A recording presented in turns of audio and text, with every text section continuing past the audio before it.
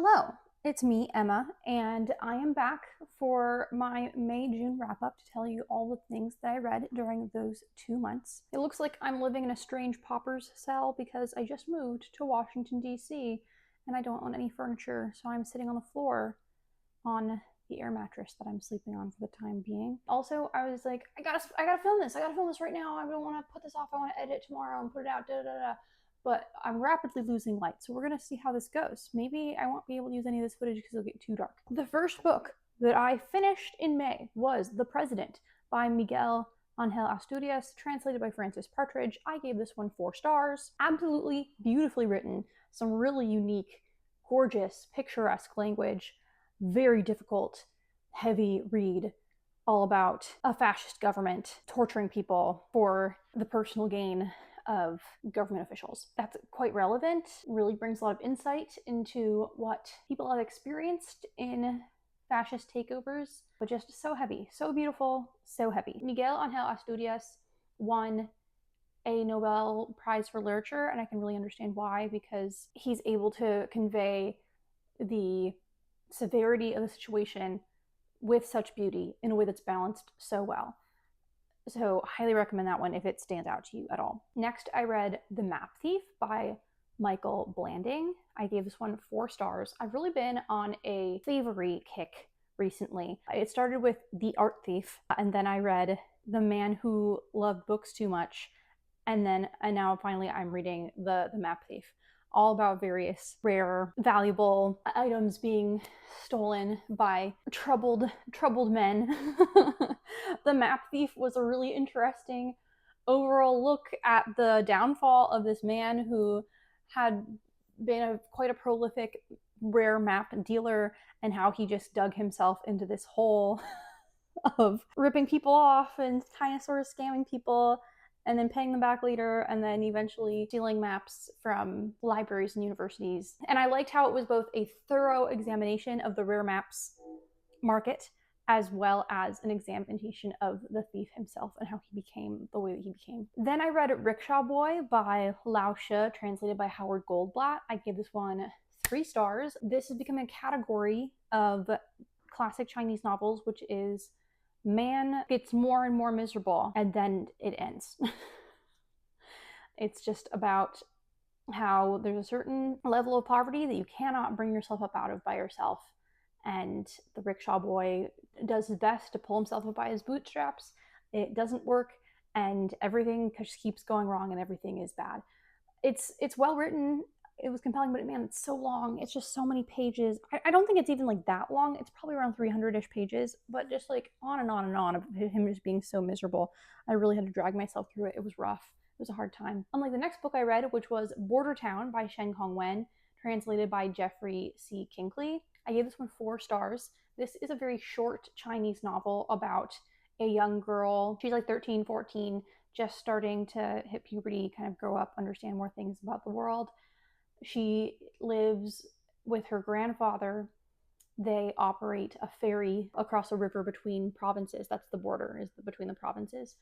And it's about her relationship with her grandfather and the drama that goes down when 2 brothers, 2 wealthy brothers from the village, set their sights on her. They will fall in love with her. But then it contains a lot of tragedy that is portrayed very matter-of-factly. It has a lot of Taoist themes about just kind of accepting what comes your way as your fate. I just thought it was really beautiful. It held my attention, and it was such a simple but compelling story about these characters that I really enjoyed.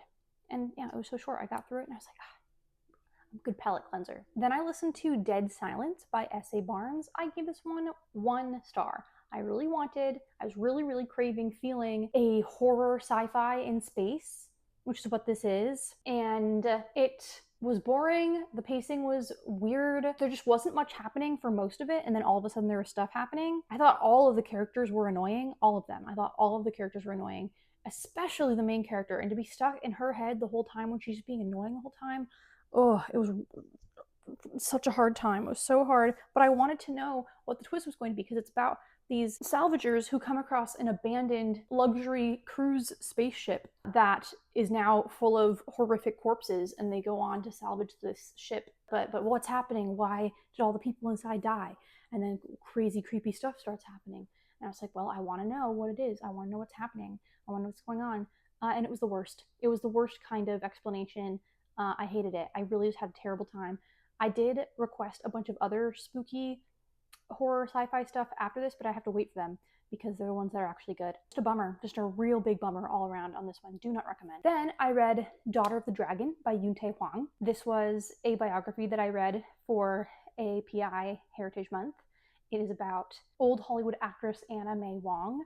I loved this book. I gave it 5 stars. You just get so much fascinating, fun information about old Hollywood, being Chinese American during that time period, politics, and personal drama. Like, it was also fun. It was so readable. It's just so important to me for nonfiction to be like compelling and to like really draw me in. And this really did that. Just fantastic if you're interested in film, celebrities, Asian American history, just all around fabulous biography. Loved it. Then I read Lost Kingdom by Julia Flynn Seiler. I also gave this one 5 stars. I read this for API Heritage Month. This is about the last queen of Hawaii and how Hawaii was seized by white American businessmen who wanted control of the island for the sake of profits from sugar plantations. Gave this one 5 stars. Really could be a movie kind of story. Could be a tragedy, like a tragic movie. Balances all the many players very well. And it's also just such an important history of the Hawaiian Islands. I had no idea about any of these things.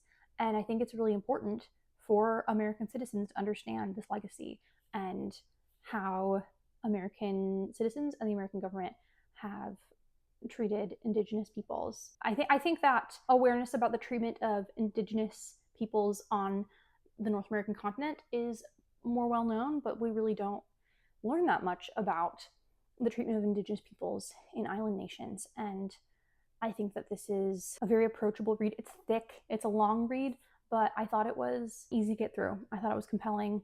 If you like nonfiction, this is a good one. I think it's an important story. Then I read for a little book club with my friends Orbital by Samantha Harvey. This is the one that just won a Pulitzer, right? And I gave it 3 stars. It is a phenomenal writing. I am a little curious about her other books just to see what they're like. Really, really gorgeous imagery, and that's kind of where it stopped for me. 3 stars is I liked it, but I didn't love it. It was fun to read all this gorgeous imagery, but I loved the human element, and that's what I was expecting. I thought it was sci-fi, and it looks like it's often shelved in sci-fi sections. It's not sci-fi. It's literary fiction about actual astronauts on a space station in space. Nothing sci-fi-ish happens. I was so fascinated by the idea of finding the human in a place that is not Earth, that is removed from Earth, that isolation and like trying to find connection. And the little peaks of that were so good and so touching to me. I really loved it. But I just thought that majority of the novel was beautiful descriptions of stuff. And I just got kind of tired of that. At first I'm like, wow, this is such amazing imagery. I love these descriptions. And I get to know these characters and I'm like, wow, look at this. And then it's more descriptions. And I'm like, wow, this sure is a lot of beautiful descriptions. And then it just keeps being so many beautiful descriptions.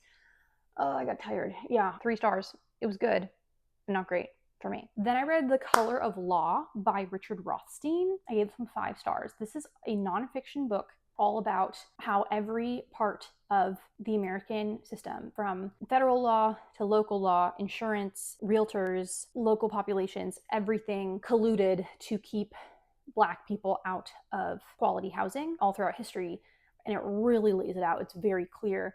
And it's also it really sucks you in. It's like you would think that talking about housing and property law and insurance companies would be boring. It's not. It really just hooked me and kept me all the way through.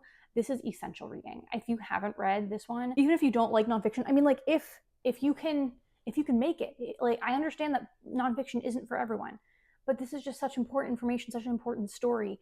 I really think even if you don't like nonfiction, if you want to be an informed, aware person who understands racism and bias. This one is so important. Okay, I can already tell it's getting a little dark. We're making our way through. We can do this. We can do this. You'll stick with me even if it gets kind of dark in here, right? You will. Okay, awesome. The Color of Law, 5 stars. I just thought it was so great. You should read. And it's not that long. I was shocked by how approachable it was. I really think you need to read this one. Then I read The Girl Who Played Go by Shan Sa. I gave this one 1 star. This is about supposedly a girl in 1930s China who plays Go with a man who turns out to be a Japanese soldier in disguise.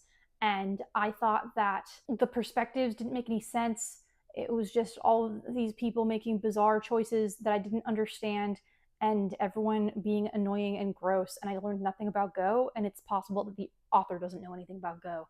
So it's a no from me. Then I listened to Himself by Jess Kidd. My mom just mentioned that she had finished it and loved it, and so I requested it from the library and it came in right away, so I just listened to it right then and there. 5 stars. It is a magical realism thriller mystery kind of thing that takes place in Ireland. It's so whimsical and lovely and really emphasizes found family and community, but also is very dark.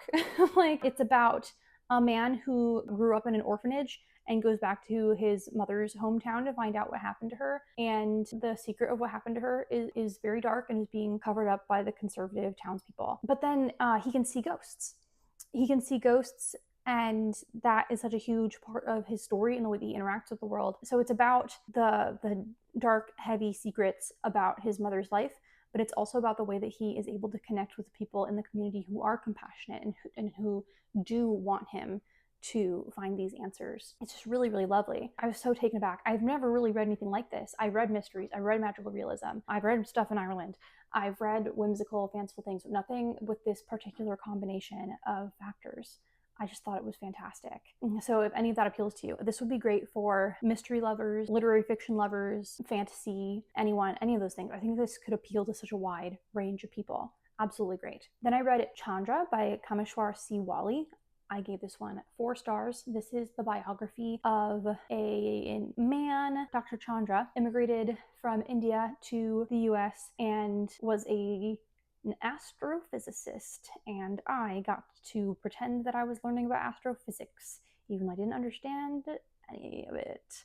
But very early in his career, he made a huge contribution towards our understanding of the existence of black holes. Astrophysicists watching this right now, comment down below what on earth all of this was about.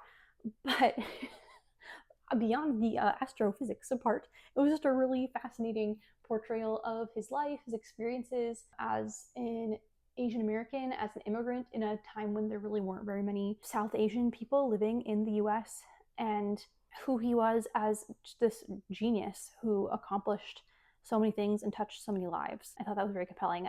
4 stars instead of 5 stars because it could get a little dry. It didn't really seem to consider the overall, like the general public. It seemed to really be aimed at astrophysicists.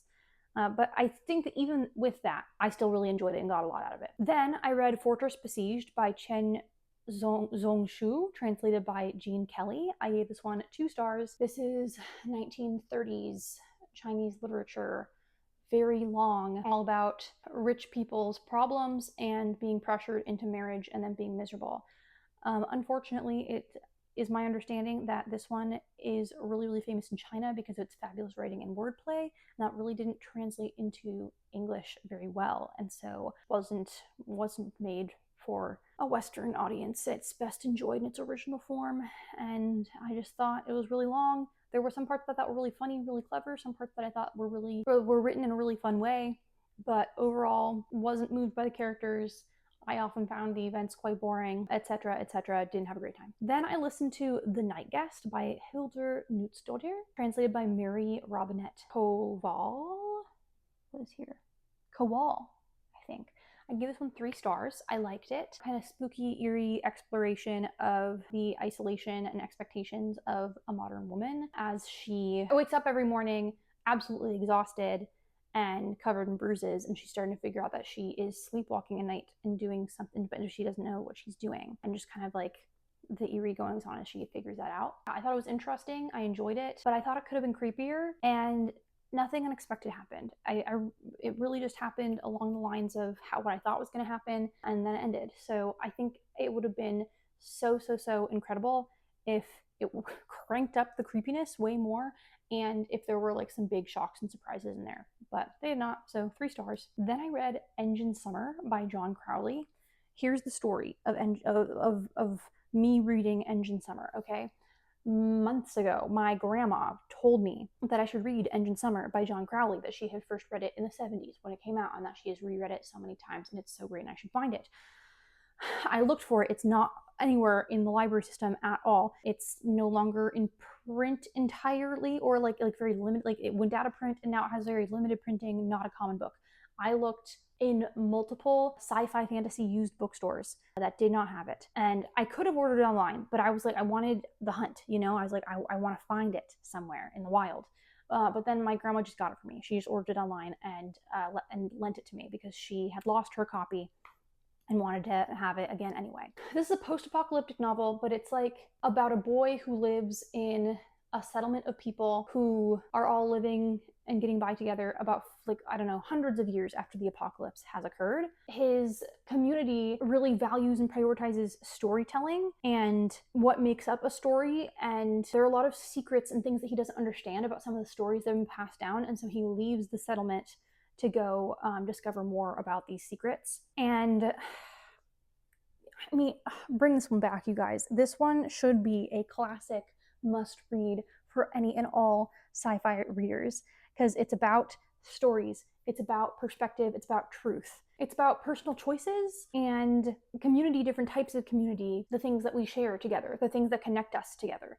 So like all of these really interesting, complex human themes, but then at the same time, there is this crazy, insane reveal that my grandma was like, oh, isn't it so sad? Like, isn't it so disturbing? And I'm like, I don't know, I thought it was really cool. I didn't think, I can see how you would find the ending reveal to be kind of disturbing, but I didn't. It has a kind of reveal at the end that completely flips the entire novel like on its head, like reframes the entire thing, where you have to go back and like go to different parts and reread them and be like, okay, now I know what's going on. It was this thing that's revealed at the end. It's so insane. Oh my gosh, it was so good. And I just feel like I got to know the main character so well, and his motivations, his desire to learn and to explore. It was so incredible. It was so good. If you like science fiction, if you like philosophical, cerebral stories, Engine Summer by John Crowley, 5 stars. Oh my gosh, this is going to be one of my favorite books of the year. I mean, you're not going to find it at the library. You're probably going to have to order online. But what if this video somehow picks up lots of steam and tons of people watch it, and then tons of people buy Engine Summer online? Then they'll have to start giving it more attention and carrying it more places, right? Everyone needs to read Engine Summer. It's so good. Beautifully written, really fascinating world, so many interesting sci-fi concepts all explored. I'm about to read everything that John Crowley has ever written. Then I listened to Everyone in This Room Will Someday Be Dead by Emily R. Austin. I gave this one 3 stars. This is very much a sad, quirky millennial woman finds a reason to live. And I'm so happy for all the people that this one helps and connects with. I just thought it was a bit repetitive. It's a first-person narration, and the main character is just always like, is the kind of person that's like, why do we do anything? Why do we do anything at all? Why do we live in a society? This person asked me, I'm making this up, this is the vibe of like, this person wished me a happy birthday, but why do we even celebrate birthdays? A birthday is only a marking of the passage of time. It marks how many times our body has traveled around the sun. Isn't this an arbitrary marker? Do you think turtles celebrate birthdays? Do they recognize how many times they've traveled through the galaxy? And like it's just like, it's all quirky. Sometimes it's funny, but just like really quirky, like OMG, I'm thinking about this quirky thing. Why do we do anything that exists? Of a depressed lesbian woman who starts working at a Catholic church by lying about being straight and Catholic, and that she just keeps lying to people in order to avoid uncomfortable situations, but that makes her get put into even more uncomfortable situations. And that's it. That's the whole book. It just has a specific shtick of, she has this why do we do anything, why does anything exist kind of joke, kind of like funny shtick in her narration constantly, and then she's constantly lying in order to avoid discomfort, but that makes things worse. And so that just keeps happening over and over again.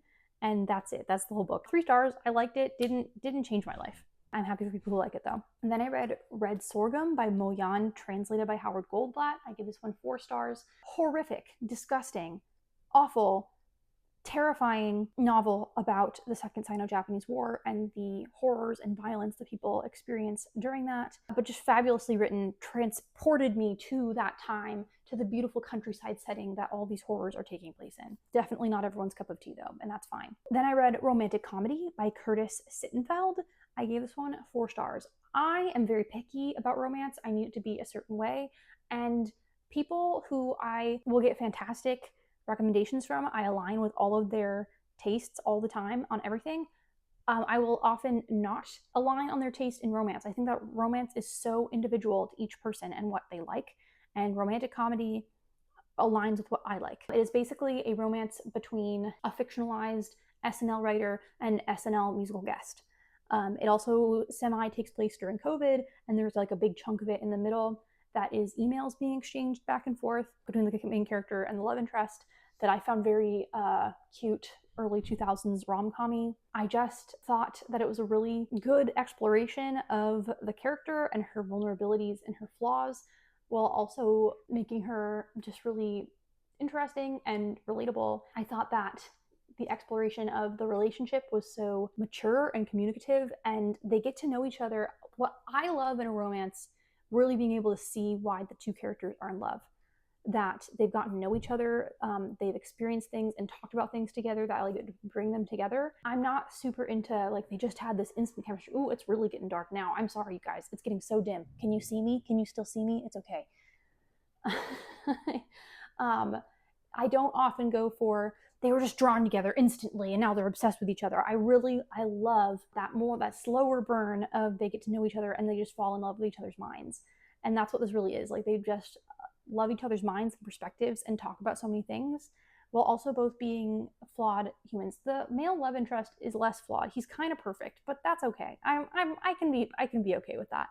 I was able to connect with the flawed female main character and be like, I'm also a flawed female main character, and then appreciate a perfect male love interest. I know what it's like to be a flawed female main character who has a perfect male love interest. So just relatable to me, and that they just were really crazy about each other, and it was really cute. I enjoyed it. I had a fun time.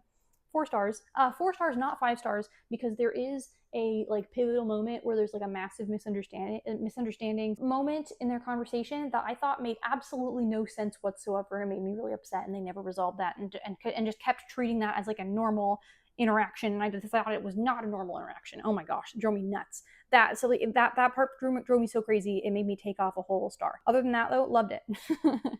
Then I read from A Whisper to a Rallying Cry by Paula Yu.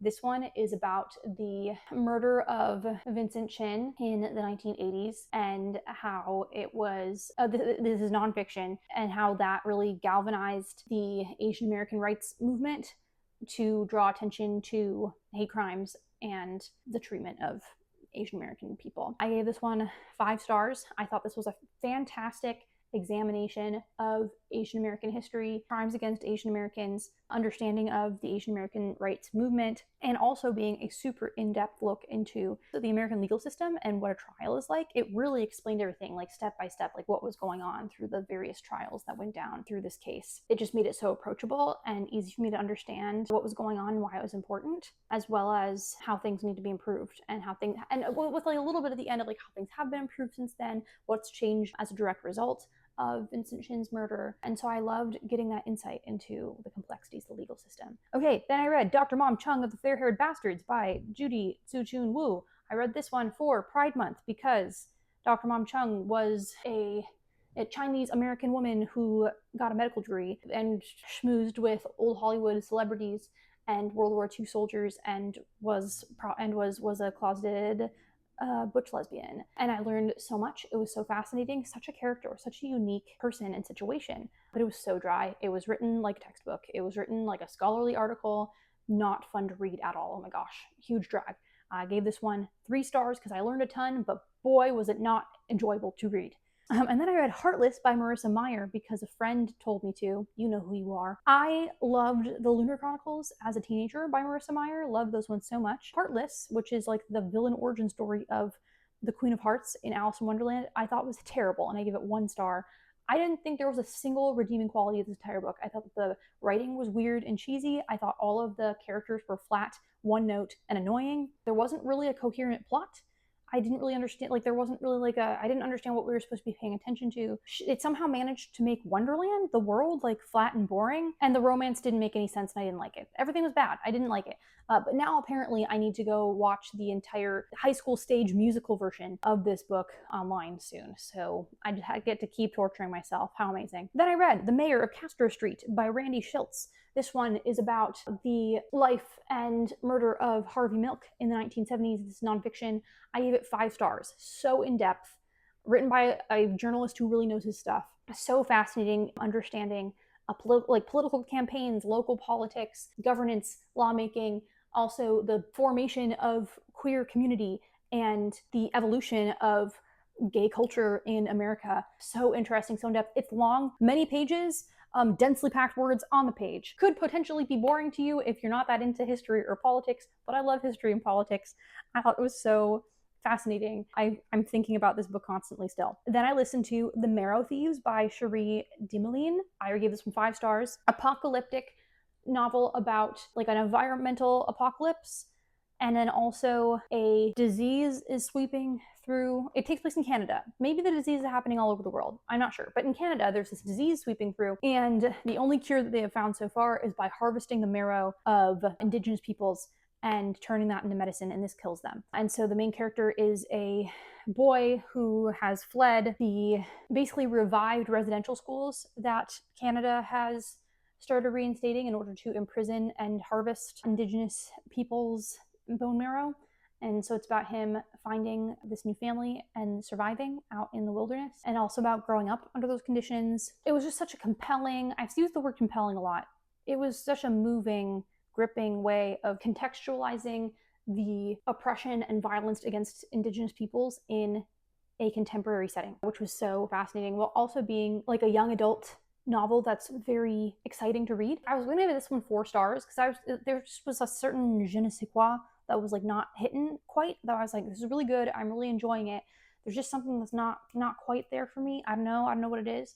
But the ending was so emotional, so powerful, that it bumped it up to a 5 stars. 5 stars from me. So rich and raw, and just the emotions in this, so fantastic. Wow. The Marrow Thieves, phenomenal, 5 stars. And then I read Marsha by Tourmaline. I gave this one 4 stars. This is the biography of Marsha P. Johnson. I gained so much insight into the history of LGBT activism and into Marsha P. Johnson's life, her influence in many different respects in LGBT activism, but also in her visual arts and her participation in theater, and just what an electric, magnetic kind of person that she was, who really brought people together and cared for people. Didn't make it to 5 stars because there were certain parts of it that I thought weren't very thoroughly covered or explained, and that I found a little confusing. But I think this one is really important. It's also a very approachable, pretty quick read, very easy to understand. Really recommend this one. And then finally, the last one that I finished